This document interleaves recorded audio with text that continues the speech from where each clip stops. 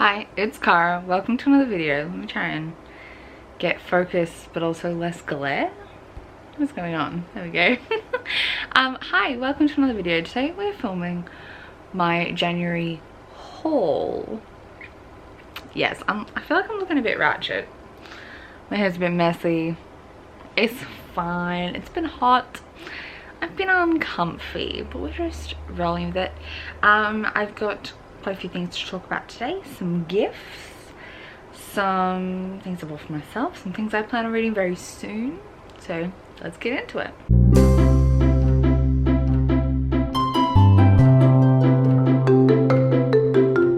Let's first talk about these two books, which are were a gift from my bestie, one of my besties, April, from Aprilius Maximus. She got me, first off, The Ballad of Dina Coldwell by Kate Browning, which is a thriller, a young adult thriller. And the reason I put this on my radar was that my friend Dylan told me that this is polyamorous, or has a polyamorous side not necessarily a romance, but a side relationship. I don't know much about it other than that, but it is a revenge story. The main character, Dinah, is trying to get revenge on Gabriel Gates, who killed her mother, to steal her family's well. It's set in the Ozarks, and so she's on the run, like on a hunt to get revenge on this guy with her best friend and secret crush, Kara, my name, Kara, and Johnny, who's a bootlegger who's also out to kill this guy. Literally, I have not heard many people talk about this. It's a recent release, but we might read this as part of our polyamory plot hole book club, but we kind of want to hold at the moment. So we'll see if I get to it before we jump back in on the book club, or whether I read it for the book club. The other one she got me is The Red Palace by June Her, which is June Her's new release. It just came out. And April and I have read all of June Her's other work together. These are all Korean historical mysteries, and this one says, the Crown Prince killed me, the Crown Prince killed the 4 women, the Crown Prince will kill again. The main character is a nurse in the palace. It's always like young women, like all her books have been young women who take it upon themselves to solve mysteries, normally murders, in the Joseon region, time period, in her dynasty in Korea. I'm very excited about this because I've loved everything else that she's written. Yeah, I can't wait. So those two were from April. Thank you very much, April. Then there were 3 books I bought specifically with a gift card from my nan. So thanks to Nan for these 3 books. I say these ones specifically because I bought them from the local bookstore where my parents are. Whereas I've spent other Christmas gift cards on some of the other things in this haul, but they were just from the local demo, so they're kind of blurring together which ones I paid on gift card, which ones I didn't. But these 3, 7 Wherewithal Way by Samantha Ellen Bound. This is a middle grade. Do I know that much about this either? No, but I'm pretty sure it's illustrated by... No, I'm making stuff up. Oh, this is an Australian book. It's a portal fantasy. It's written by an Australian author. I am obsessed with the cover. And I like a good middle grade fantasy. So I decided to pick this up. You can tell I literally know not much about this, but I think it's gonna be good. One that I picked up there that I know a bit more about and I'm very, very excited about is The Inheritance of Orquídea Divina by Zoraida Cordova. This is an adult story. The children of this family all come to the matriarch's funeral to learn the secrets of the family. It's a I'm gonna guess the South American or Mid-American, Latin American, what am I saying, Latin American family. So, but I'm not exactly sure where they're from.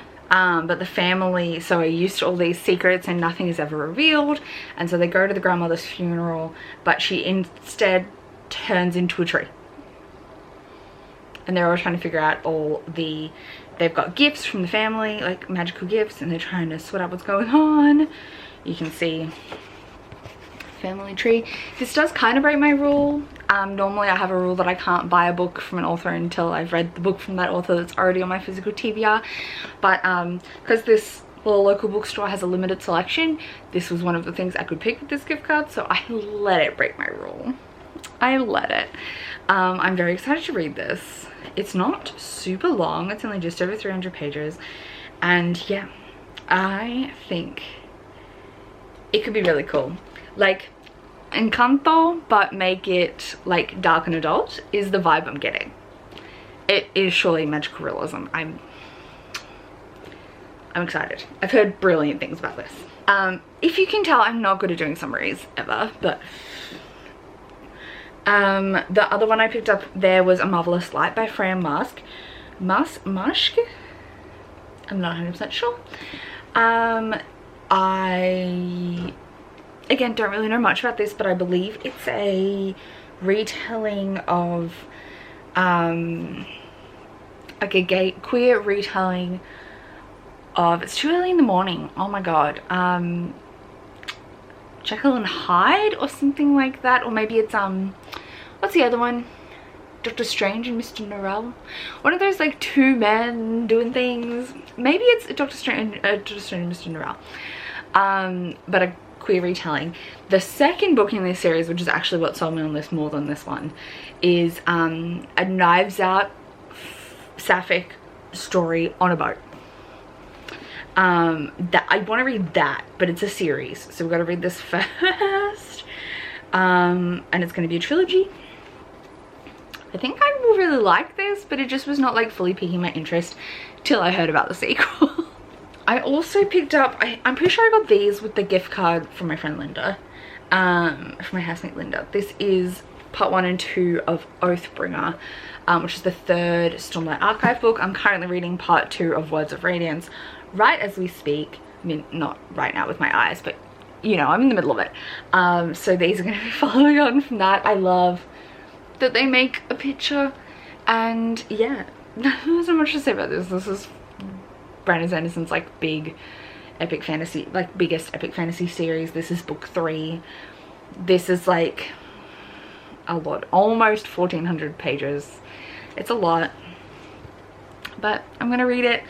April and I are buddy reading these, so it's gonna get read. All right, where do we go from here? Something else I know I'm gonna read really soon.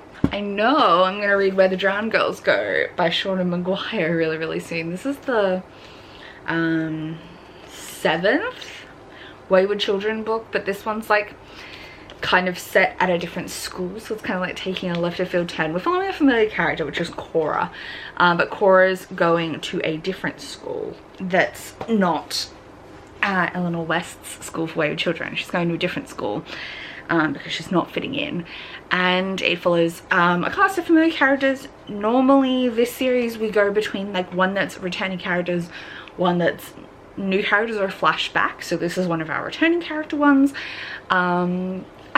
I love this series. I hope it keeps going forever. I could keep reading these forever.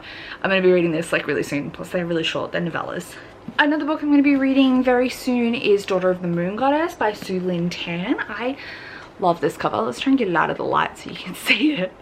We're going to be reading this for Pages book club. I can't remember what it's called. Why am I forgetting? We're kind of on Facebook mostly. My bestie Paige from Pages with Paige. This book club is mainly run over on Facebook, but we read a book every 2 months. I don't participate every time. I try to, but they're not always books that interest me. But the February-March book is Daughter of the Moon Goddess. I'm going to be reading this in March. Yeah, I'm really excited. It's a sci-fi, I believe, retelling of Chang'e's The Moon Goddess. So it's Chinese mythology. It's a debut story, but I'm pretty sure it's like a gentle sci-fi. I think I'm excited about it. So all right, some things that are, oh hello, let's go with this. This is a backlist book from an author I recently read from, so we're going back and buying more from them, and that is You Must Not Miss by Katrina Leno. Katrina Leno wrote Horrid and Summer of Salt, which are the two ones I've read so far. There are others, but this one is the one that appealed to me most next. What does it have? The list of the rest of her books somewhere? Oh yeah, there's like 3 other ones that I'm interested in her backlist. You Must Not Miss is a revenge story, but that's literally almost all I know. It's probably got some magical elements because that's kind of what Katrina Leno does. It's like contemporary but with a few fabulous elements sprinkled in. And yeah, I don't know when I'm going to get to this, but I wanted it on my shelf. Another book that was a follow-up from something I read really recently. This is A Tale of Sorcery by Chris Colfer. Did recently release, so I was pretty on top of this series. This is the 3rd book in the like follow-up prequel series to his original series. What's his original series called? What's it called? Why am I blanking? The first one of these is A Tale of Magic. The Land of Stories is the original series, and these ones are like a far prequel. I'm really enjoying this series. I am listening to an audiobook, but I can't resist buying these because, like, look how stunning. You've got the window cover dust jacket, and I own all of Land of Stories, so we're continuing on with this series. This is book 3. We have 3 more things to chat about. First up, we have A Snake Falls to Earth by Darcy Little Badger. Darcy Little Badger is the author of there's a receipt of Alatsaway, which I was obsessed with. And Darcy is a Lipan Apache author, and their characters are Lipan Apache or Lipan, and this follows Nina and Ollie, who's a cottonmouth kid, and there's going to be literally a snake falls to earth, I believe.